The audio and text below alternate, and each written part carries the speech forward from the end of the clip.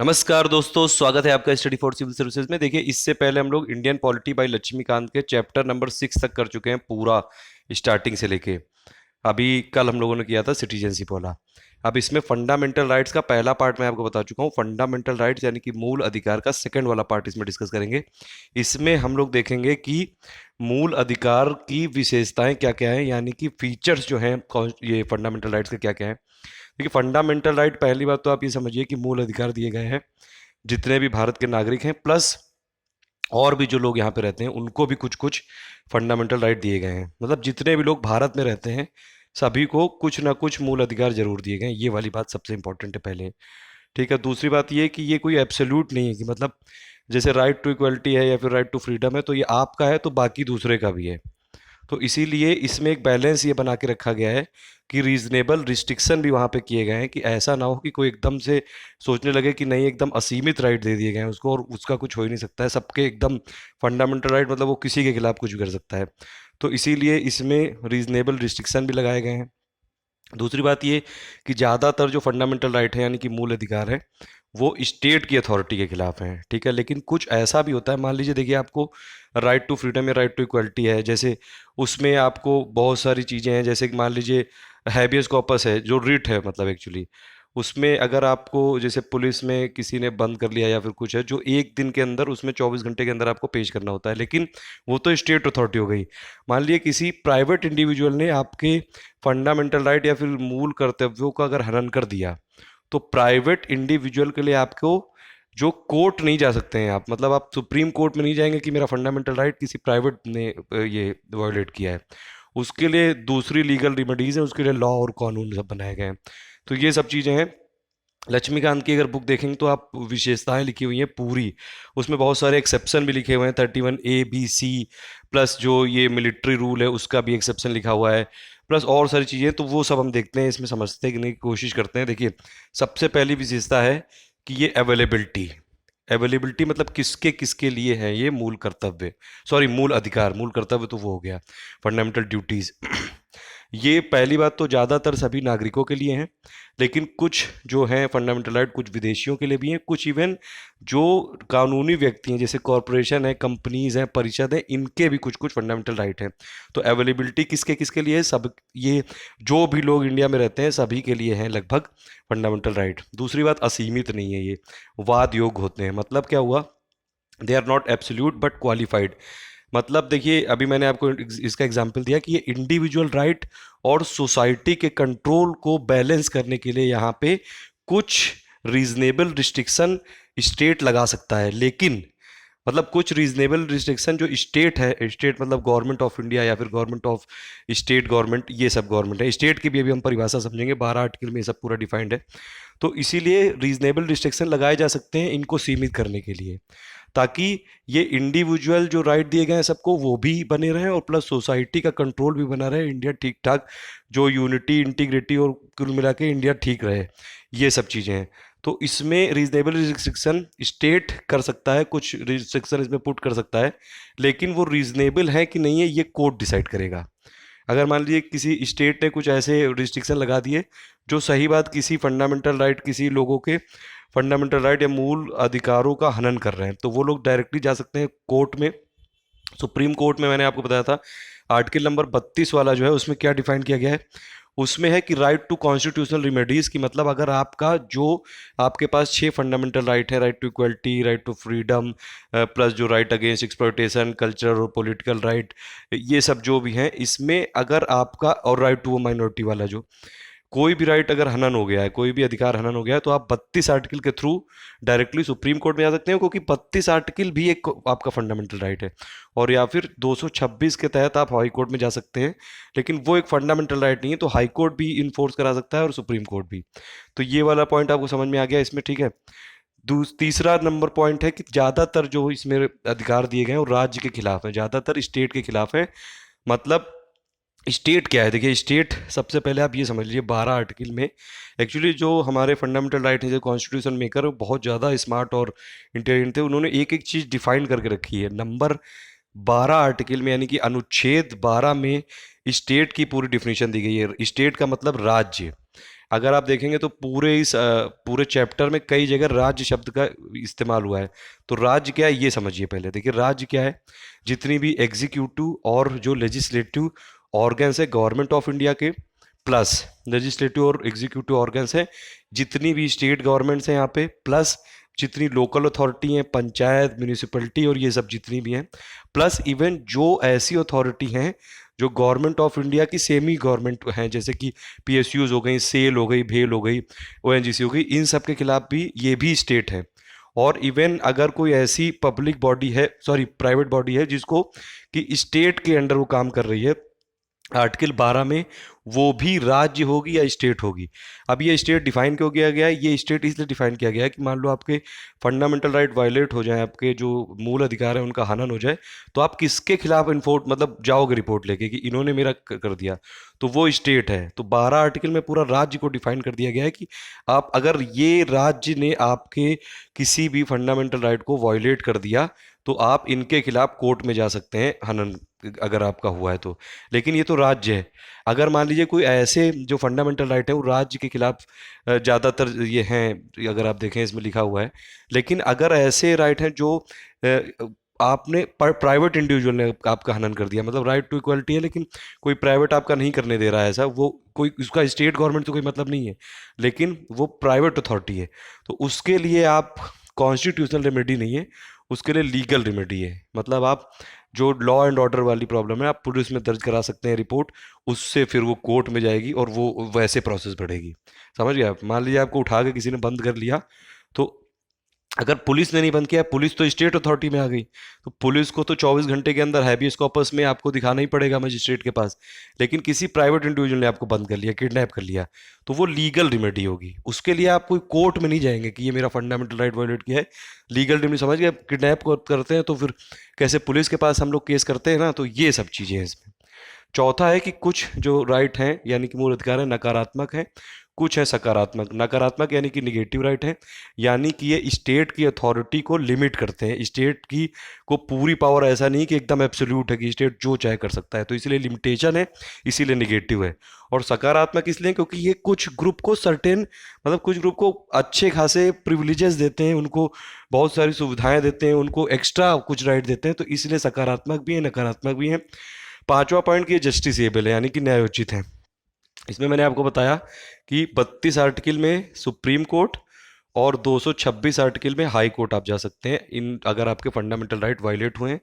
इन ये क्या करेंगे, ये कोर्ट आपको 5 तरीके के रिट इशू कर देंगे: हैबियस कॉर्पस, मैंडेमस, ये आपका सर्टियोररी, ठीक है, प्रोहिबिशन और को वारंटो। ये अभी हम डिस्कस करेंगे आगे।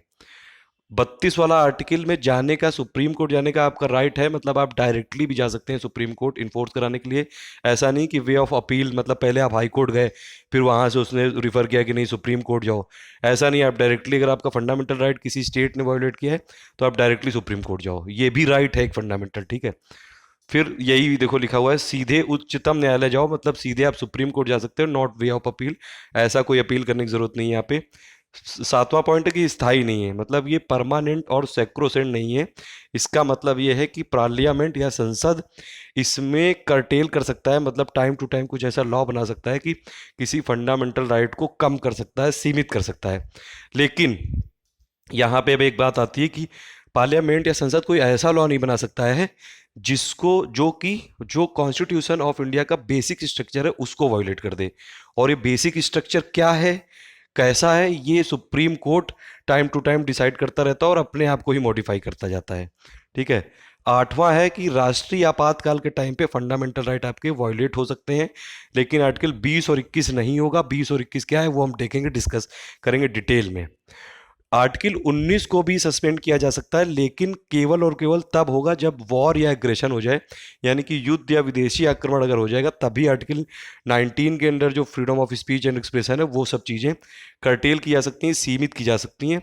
अगर आर्म्ड रिबेलियन होगा, सशस्त्र विद्रोह का कोई कॉन्सेप्ट इंडिया में चलता ही नहीं है, तो इसके केस में नहीं होगा, ठीक है। फिर ये देखिए, ये वाला सबसे इंपॉर्टेंट चीज़ है, आर्टिकल 31A, 31B, 31C। ये तीनों आर्टिकल के तहत भी जो फंडामेंटल राइट आपको मिले हैं वो आपके लिमिट किए जा सकते हैं, सीमित किए जा सकते हैं। अब देखिए 31A में ये डिफाइंड है कि मान लीजिए स्टेट है, यानी कि गवर्नमेंट ऑफ इंडिया या कोई भी गवर्नमेंट है, उसको किसी स्टेट यानी कि कोई संपत्ति का अधिग्रहण करना है, एक्विजिशन करना है। जैसे जब आज़ादी होगी तो कई जैसे जो बहुत सारे लोगों के पास बहुत बहुत ज़्यादा खेत थे तो उनको एक्वायर करना पड़ा स्टेट को, कभी रोड बनानी होती है, इन सब चीज़ों के लिए लैंड वैंड एक्वायर करना पड़ता है। तो संपत्ति आदि के अधिग्रहण के लिए 31C, इसीलिए इसके तहत फंडामेंटल राइट को रिस्ट्रिक्ट किया जा सकता है। वैसे भी अब राइट टू प्रॉपर्टी तो है ही नहीं फंडामेंटल राइट। 31B में ये है कि जो 9 शेड्यूल में क्या होता है, एक्चुअली 9 शेड्यूल जब कॉन्स्टिट्यूशन बना था तो सबसे पहला अमेंडमेंट यही कर दिया गया था, 9 शेड्यूल उसमें डाल दिया गया था। उसमें मतलब ये था कि मान लीजिए स्टेट ने कोई लॉ बनाया, जब देखिए आज़ादी मिली थी तो बहुत सारे जमींदार थे, उन लोग के पास बहुत बहुत ज़्यादा ज़मीनें थी। तो अगर स्टेट को मतलब इक्वल डिस्ट्रीब्यूशन करना है, इनइक्वालिटी हटानी है इंडिया से, तो उसके लिए लैंड को एक्वायर करना पड़ेगा। लेकिन वो लोग क्या करते थे, वो लोग कोर्ट में चले जाते थे। तो इसीलिए गवर्नमेंट ऑफ इंडिया ने 9 शेड्यूल बना दिया कि मतलब अगर इसमें कोई सब्जेक्ट डाल दिया गया है तो आपका जुडिशियल रिव्यू नहीं हो सकता है, आप नहीं जा सकते हो कोर्ट। लेकिन 24 अप्रैल 1973 जब केशव नंदा भारती तक केस तक, तब तक तो ये ठीक था। उसके बाद से कोर्ट ने बोल दिया कि नहीं नहीं, उन पे जुडिशियल रिव्यू हो सकता है बिल्कुल। ये वाली बात आप याद रखिएगा। फिर 31C मतलब ये है कि मान लीजिए कोई DPSP यानी कि directive principle of state policy, यानी कि राज्य के नीति निर्देशक जो तत्व हैं, उनको अगर लागू करने के लिए कोई फंडामेंटल राइट किसी का वायलेट होता है तो वहां पे थोड़ी लिमिटेशन लगाई जा सकती है। 31A B C क्लियर हो गया। ये बहुत इंपॉर्टेंट है, बहुत कंफ्यूजन रहता है, हमारे पेड मेंबर्स को भी काफ़ी कंफ्यूजन था, इसीलिए मैं एक एक चीज़ डिटेल में कर रहा हूँ यहाँ पे, ठीक है। तो 31A B C ये हो गया। अब आपका 32 वाला तो आपको बता ही दिया। 31 जो था वो तो राइट टू प्रॉपर्टी था, वो तो कैंसिल हो गया है, वो तो हटा दिया गया है। अब वो फंडामेंटल राइट है नहीं।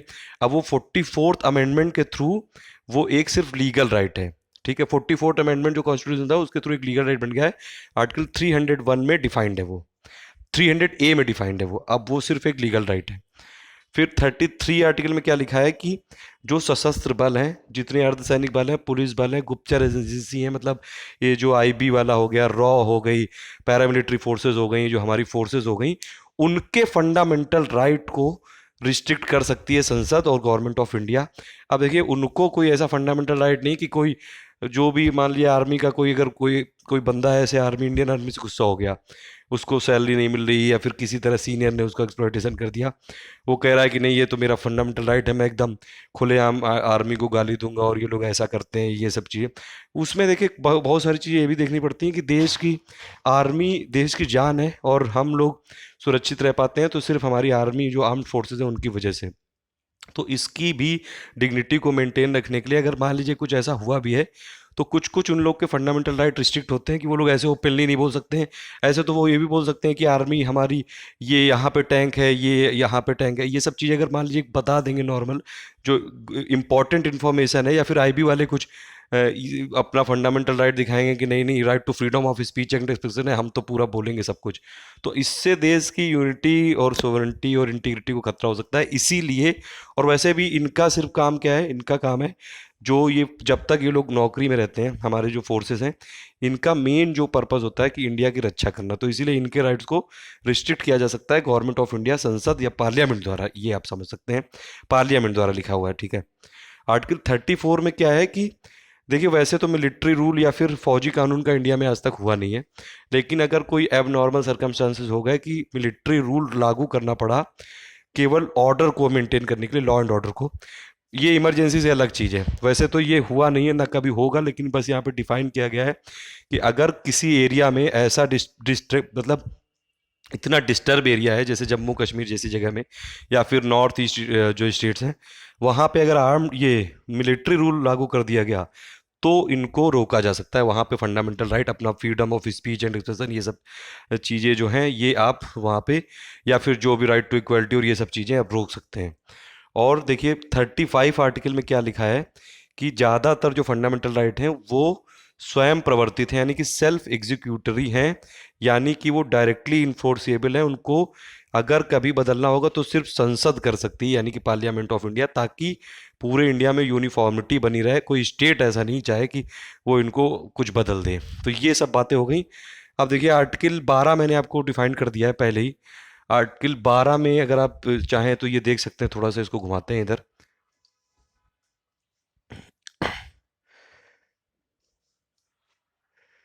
ठीक है, ये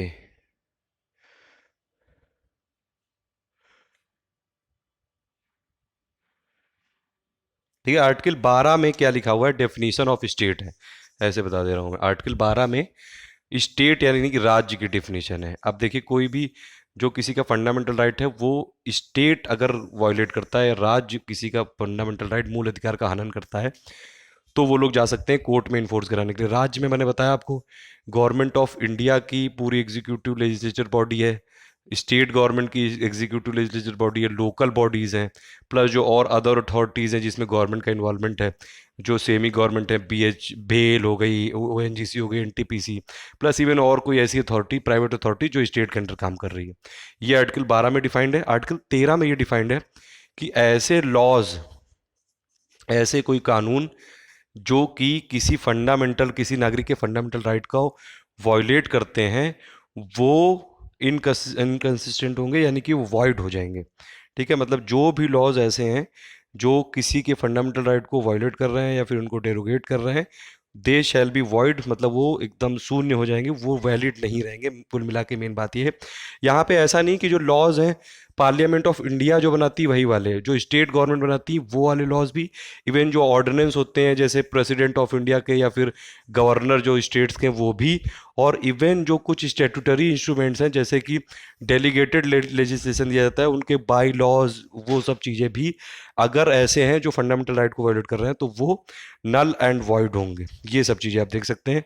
इसमें एक चीज़ और लिखी हुई, मान लीजिए कॉन्स्टिट्यूशनल अमेंडमेंट हुआ, पहले ये बोला था कि नहीं, ये जो कॉन्स्टिट्यूशनल अमेंडमेंट है वो इस आर्टिकल 13 में नहीं आएगा, लेकिन फिर वही केस की केशवानंदा भारती में केस में जज ने मतलब कोर्ट ने बोल दिया था कि अब कोई ऐसे जो कॉन्स्टिट्यूशनल अमेंडमेंट है जो किसी के मूल अधिकार या फंडामेंटल राइट को वायलेट कर रहे हैं, तो वो भी इन लॉ की श्रेणी में आएंगे। मतलब समझे आप, 13 में लिखा हुआ है कि ऐसे लॉ या कानून जो कि किसी के मूल अधिकार का हनन करते हैं, वो वॉइड होंगे, वो शून्य होंगे, वो माने नहीं जाएंगे कुल मिला के। और लॉ में क्या क्या है, पार्लियामेंट के लॉ, स्टेट गवर्नमेंट के लॉ, बाई लॉ, प्लस जो और भी ये अथॉरिटीज़ होती हैं, जो ऑर्डिनेंस होते हैं वो सब भी, और इवन और भी कोई ऐसे जो हैं, मतलब जो किसी तरह इन्फोर्स किए जा सकते हैं, वो सब अगर किसी के फंडामेंटल राइट को वायलेट करेंगे, इवन कॉन्स्टिट्यूशनल अमेंडमेंट यानी कि संवैधानिक जो संशोधन है, अगर वो भी किसी के फंडामेंटल राइट को वायलेट करेगा, तो वो भी नल एंड वाइड होगा, उसका जुडिशियल रिव्यू हो सकता है। इससे एक बात ये समझ में आती है कि जो जुडिशियल रिव्यू यानी कि न्यायिक समीक्षा है, वो आर्टिकल 13 में डिफाइंड है, और स्टेट वो 12 में डिफाइंड है। 12 में क्या है, 12 में ये डेफिनेशन है कि राज्य है क्या, मतलब आपका फंडामेंटल राइट या मूल अधिकार वायलेट हुआ तो आप जाओगे कहाँ पे। समझ में आया बात? तो ये है विशेषताएं। और आर्टिकल 12 और 13 मैंने देखिए पूरा सिंपल भाषा में समझाने की कोशिश की है।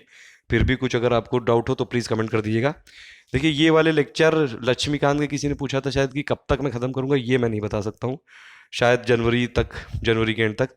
ये डेली मैं ऐसे नहीं कर सकता हूँ, अभी मैं दे रहा हूँ डेली आपको, क्योंकि इतना रिस्पांस नहीं आ रहा है आप लोगों की तरफ से, तो इसीलिए फिर अगर मोटिवेशन मुझे मिलती रहेगी आप लोगों से, इसी तरह रिस्पांस आता रहेगा, तो फिर मैं डेली इसको करके जल्दी कंप्लीट कर सकता हूँ। वरना जनवरी के एंड तक तो हमको पेड के जो हमारे मेंबर्स हैं उनके लिए तो करना ही है, तो फिर जनवरी के एंड तक तो करेंगे। ठीक है, thank you for listening, please do like and share. पुराने वाले वीडियो देख लीजिएगा, डिस्क्रिप्शन में लिंक दी हुई है।